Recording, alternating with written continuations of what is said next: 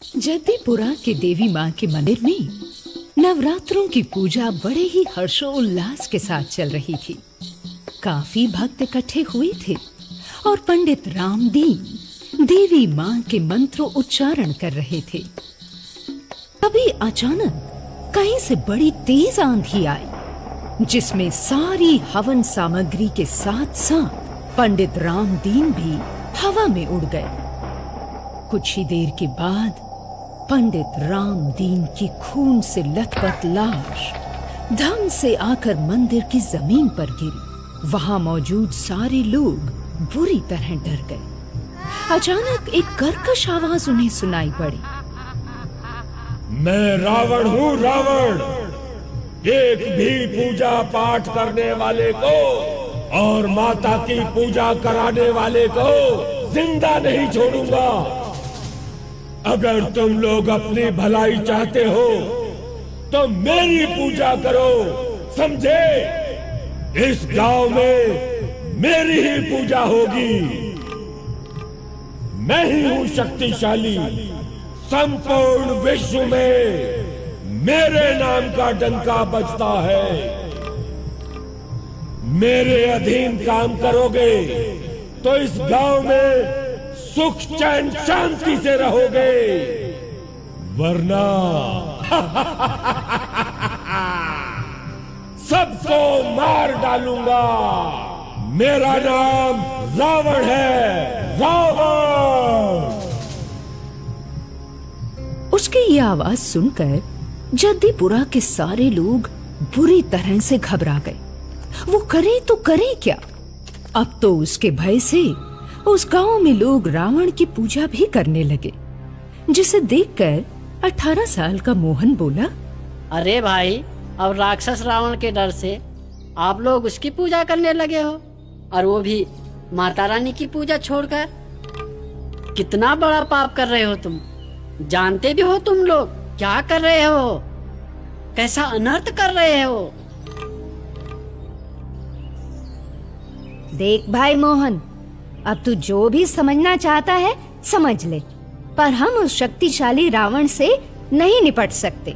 उसका मुकाबला नहीं कर सकते हम साधारण लोग। तो फिर भलाई इसी में है गांव वालों की कि उस भूतिया रावण की पूजा करके अपने दुखों से पीछा छुड़ाएं, अपनी मुसीबत से पीछा छुड़ाएं। क्या समझे?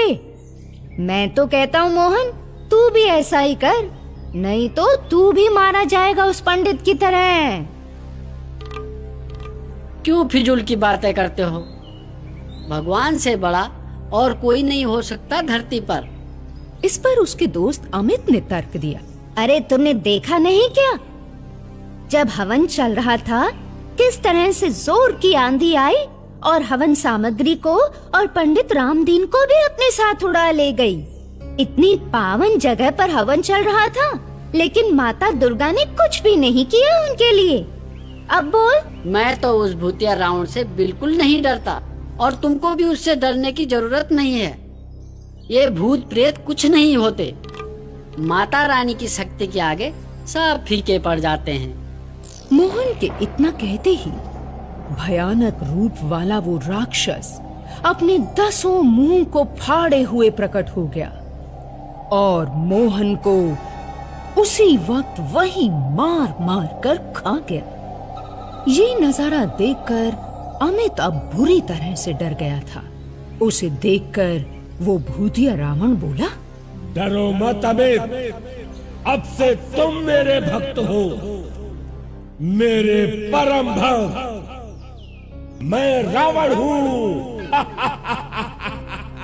रावण, जब मेरा मन करेगा मैं तुम्हारे शरीर में प्रवेश करूंगा, और जब मन करेगा निकल जाऊंगा।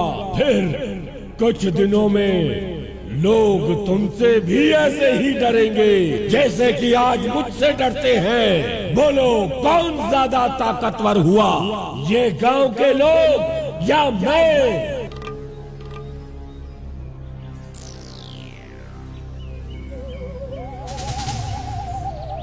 अब अमित अपने शरीर में से रावण की आत्मा को निकालने के लिए एक और मंदिर में गया जहां पर माता रानी की भेंटें गाई जा रही थी। उसे पूरा यकीन था कि वहां पर उसका काम जरूर बनेगा। वो जैसे ही मंदिर के अंदर घुसा कि रावण की आत्मा वहां फिर से प्रकट हो गई। रावण की आत्मा ने वहां मौजूद हर आदमी से कहा, देखो, मैं रावण हूं, रावण। अगर पूजा करनी ही है, भेंटें गानी ही है, भजन कीर्तन करना है ना, तो मेरा करो। क्या करेगी तुम्हारी माता रानी?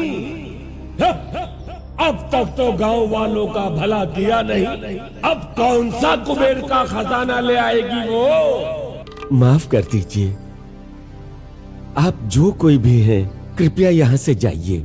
हमने आपका कुछ नहीं बिगाड़ा। आप माता रानी की पूजा में विघ्न डाल रहे हैं। अच्छा, विघ्न? मैं पूजा में विघ्न डाल रहा हूँ? कितनी बार तुम्हें चेताया है मैंने, माता रानी की पूजा को बंद करके मेरी पूजा करो। अगर अपने बच्चों की सलामती चाहते हो तो बंद करो ये भजन कीर्तन, वरना एक एक को मारकर खा जाऊंगा। और ऐसा हुआ भी। पुजारी के विरोध करने पर उस राक्षस ने उस मंदिर के पुजारी का काम तमाम कर दिया। फिर जैसे ही अमित मंदिर के बाहर आया, वो धीरे धीरे अपने असली रूप में आया। असली रूप में आने के बाद लोगों ने उसे पकड़ लिया और पुलिस के हवाले कर दिया, जिससे उसे उम्र कैद की सजा हुई। अब वो एक कैदी के रूप में सिटी जेल में सजा काट रहा था। वहां मौजूद एक दूसरे कैदी ने उससे कहा, नया नया कैदी आया है, हैं? पुजारी का खून करके आया है?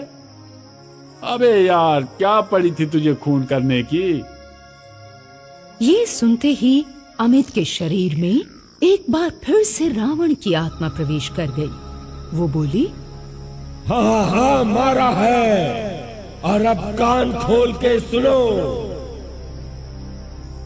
इस जेल में मौजूद हर इंसान को मार डालूंगा, किसी को नहीं छोड़ूंगा, किसी को भी नहीं।